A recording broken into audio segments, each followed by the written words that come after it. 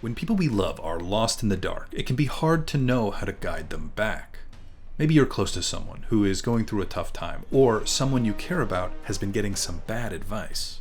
In these two scenes, Gandalf gives us 3 examples of how to calm emotions, broaden our perspectives, and even how to show tough love.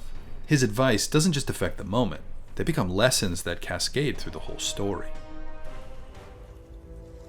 He will never be rid of his need for it. Frodo sees Gollum following the Fellowship, and his immediate reaction is deep resentment, which comes off almost as out of character, until you remember. So far, it's been a pretty brutal journey. Gollum's original capture is the exact event that led the Nazgul straight to the Shire, forcing Frodo to abandon his home. To Frodo, Gollum is the root cause of his suffering, and the reason he's in a dark place, uncertain of the path ahead. It's a pity Bilbo didn't kill him when he had the chance. Pity?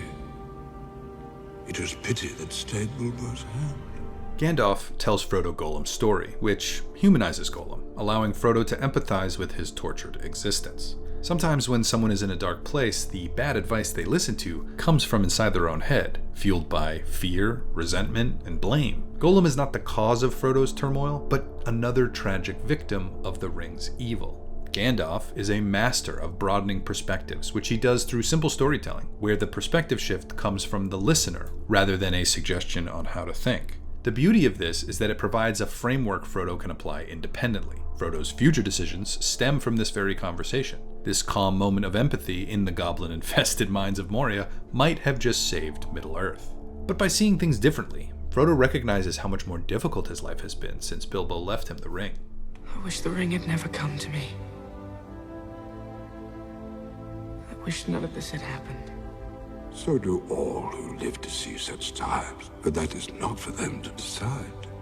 All we have to decide is what to do with the time that is given to us. Notice how Gandalf provides comfort. He validates Frodo's feelings. He assures him that everyone feels this way when facing a crisis, but then goes on to explain there are massive forces at work completely out of our control. It's a waste of our energy to wish things were different, or ruminating on variables we cannot change. Gandalf explains we should consider what is, and then choose what we do with that. This sentiment is echoed by dozens of philosophies and is self-reinforcing, though visibly not as comforting in the moment. Looking at Frodo's expression, he knows there's still an incredibly tough journey ahead, but it does succeed in moving Frodo from rumination to agency. We see this learned resilience play out after Gandalf's tragic fall. In this mix of emotions, you can see grief, but also determination and intention to honor his friend and mentor by focusing on moving forward, a sentiment that he carries to his journey's end. But the absolute best example of Gandalf's guidance is when he helps someone who is so far gone, bringing them back feels like an actual miracle. You have no power here. Gandalf has no problem recognizing the severe signs of psychological distress here.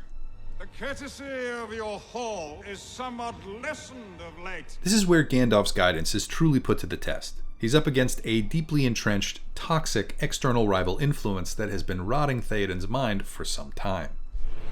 Rohan is mine. Though this plays out as a battle of literal wizards, the underlying symbolism is incredibly grounded. Theoden is defeated. He's a king who has lost all faith in his own agency. Gandalf approaches his friend head-on, removing each obstacle and restoring perspective. He sternly confronts Theoden with reality. By successfully shutting out Saruman's influence, he returns Theoden to a state of reason.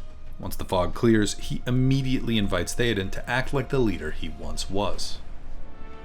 Your fingers would remember their old strength better if they grasped your sword. Theoden listened to the wrong people, and as a result effectively lost control of his mind and his kingdom. Gandalf defeated these perspectives and restored the king by helping him reclaim his identity. That's influence at its deepest level. A spark of guidance that started here but echoed from the defense of Helm's Deep to the defense of Minas Tirith.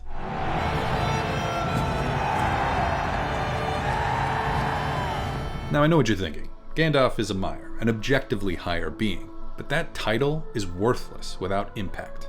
His ability to connect with people through stories, offer comfort when needed, and deliver painful truths when necessary are what make him legendary. You don't have to be a Mire to provide guidance for your people. You just have to follow his example. Help them look at the bigger picture. Encourage them to focus on what they can control and deliver those heavy insights with genuine empathy, and you too can have the guidance of a wizard. Thank you so much for watching.